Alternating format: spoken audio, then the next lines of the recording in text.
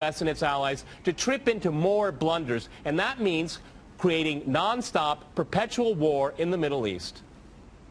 Well, I'm going to make this interesting and disagree with everyone. Okay. I do not accept the premise, which probably isn't too much of a surprise, but nonetheless, I reject the premise that the whole point of the so-called war on terror or investing in the Mujahideen was to somehow fight terrorism or to make a better world. I would argue that if you really want to know what's happening with Middle Eastern policy, then you must read Odiyan's A Strategy for Israel in the 1980s. Now, in that document, which is pretty much being played out to a T right now and has been for many years, there were serious objectives for Israel. And Israel's main objectives were to expand and grow in line with the Greater Israel Project. And in order for it to do that, there would need to be an excuse to justify the expansion of Israel. And in order to do that, we would have to sow the seeds of sectarian hatred and violence in the region. The #1 target of this plan was Iraq. We've achieved that. That's not a failure. That's actually a success. Iraq is a failed state largely.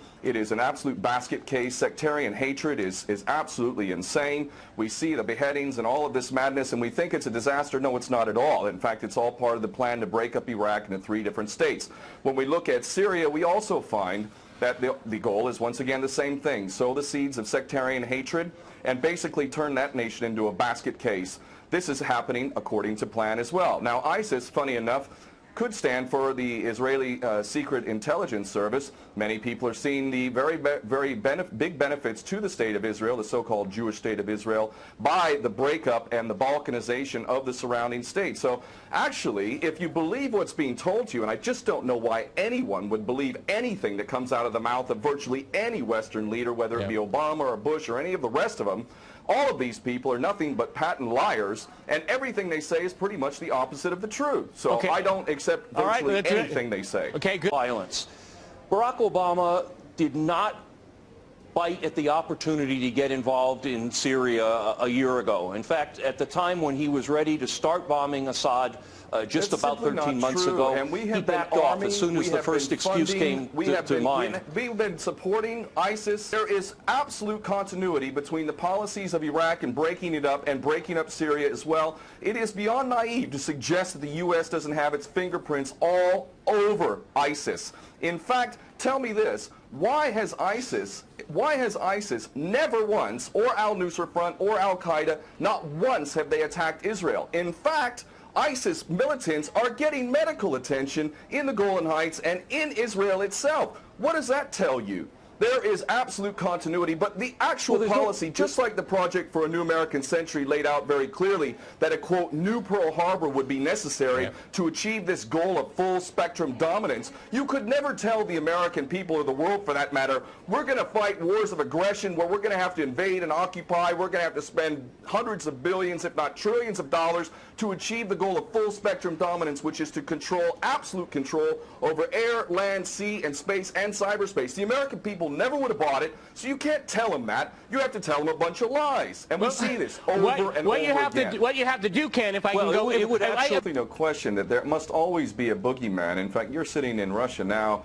For 50 years plus, we were fighting this Cold War that really was an absolute charade to begin with. There never really was a threat of a Soviet invasion. And for decades, we spent insane amounts of money developing nuclear weapons to the point of really completely, totally collective insanity. And here we sit today in a world that threatens a third world war with a policy that is clearly intended to totally destroy Syria. Let's see what happens.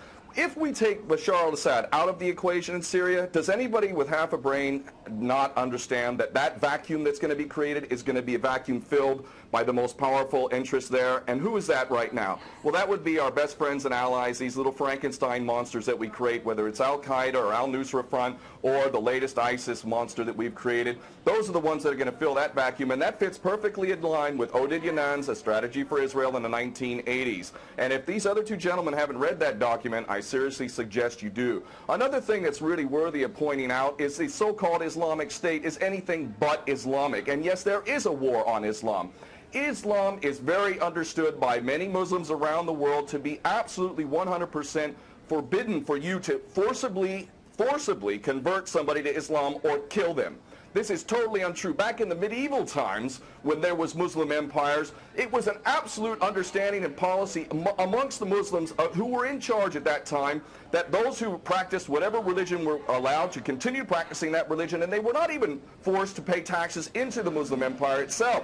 However, if people wanted to practice that religion, they would not be able to derive the benefits of the tax system and so on and so forth. The bottom line is no Muslim in their right mind would justify going in and literally executing men, women, and children simply because they don't convert to your religion. These people are not Islamic. They are creations of the monster, which is the empire of the United States and all its cohorts in Israel and England in particular. And this monster is purposely created to justify the continuing insanity of the never-ending war policy, which is really the core of America. And that is exactly why I renounced my U.S. citizenship. This madness cannot be considered anything but the major threat to the world. Okay, Peter, in New York, one of the things we've seen... There are very obvious solutions. One is to arrest the traitors in the U.S. Congress and White House who have sworn to uphold the U.S. Constitution, and somehow the American people have sat by while the President has afforded himself the power to execute anyone, anywhere, anytime, for any American citizen to be detained without any due process of law, no representation, incognito, and theoretically